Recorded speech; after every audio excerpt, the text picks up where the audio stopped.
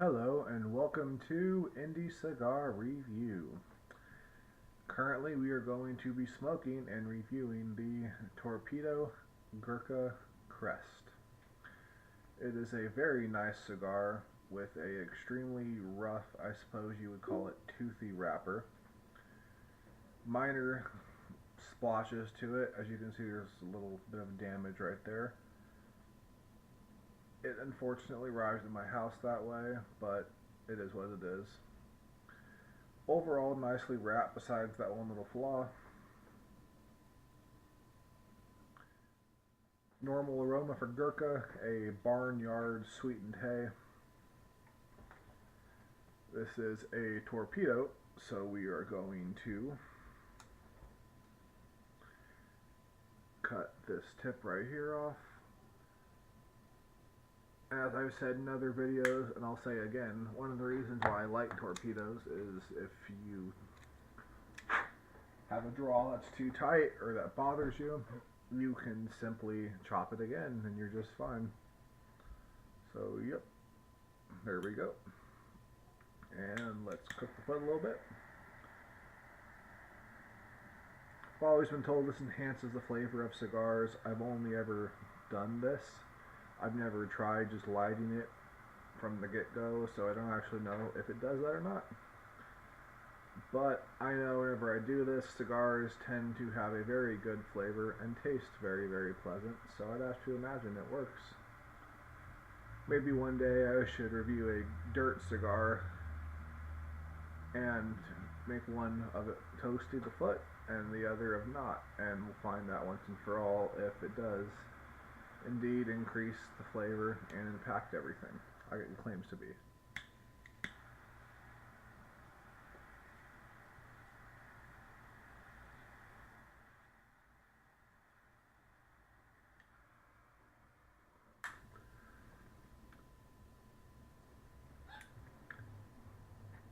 This does not want to light. Interesting.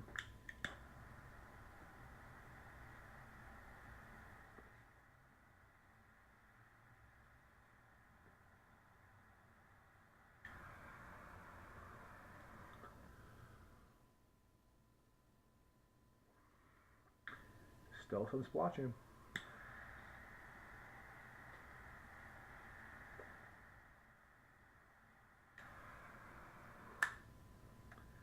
Alright, there we go. Let's give the impression of the first draw.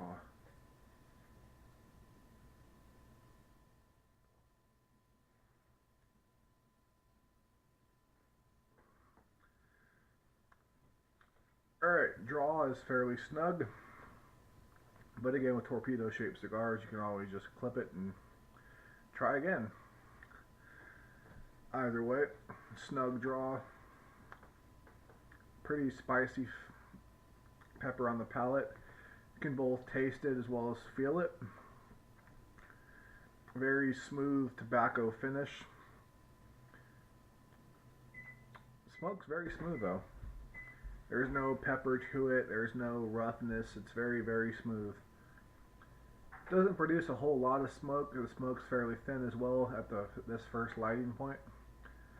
However, we will see how it develops and if it turns into anything better.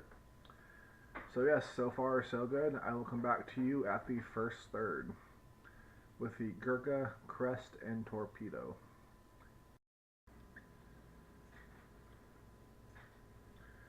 Alright, we're down to the first third. So far the Gurkha Crest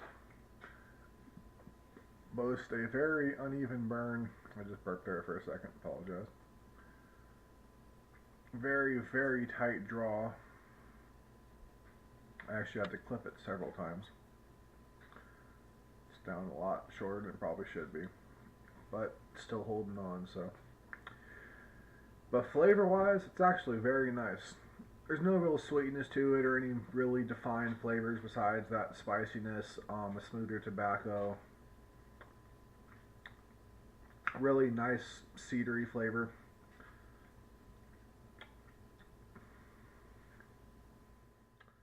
Yeah, it's not the most complex cigar, but Blend's really nice. I happen to enjoy it. Construction issues are a little disappointing with the uneven burn and really tight draw, but either way, still produces good flavor.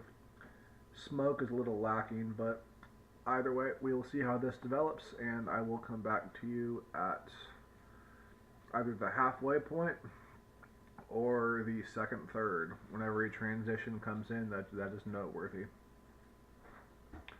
So yes, see you shortly.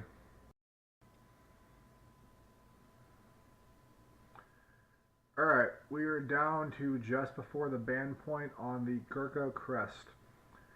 Now, I stated before I will come back either at the second, third, or halfway point, or whenever the flavors change. The flavors still have not changed. It has been a very consistent, somewhat barnyard tasting, sweetened hay, decent tobacco on the front, really strong pepper on the finish. The draw remained tight. I actually clipped a great deal off of it again. Now it's opened up a pretty decent amount. So basically it's no longer a torpedo, it's now roughly a Toro because I chopped so much of this off because it just was not drawing. But yep, so far pretty good cigar, just very one-sided, no real transitions, no real development. So unless something happens dramatically, I will come back to you at the nub with my final impressions as well as my farewell. So I shall speak to you shortly.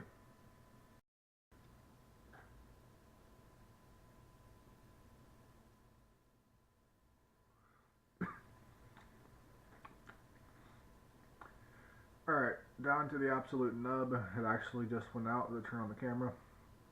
But yeah, I have a few problems with this cigar. One, there's not much smoke production, which would be understandable, but there is a great deal, I mean a lot of smoke that comes off of the end on a constant basis. Flavors are very good.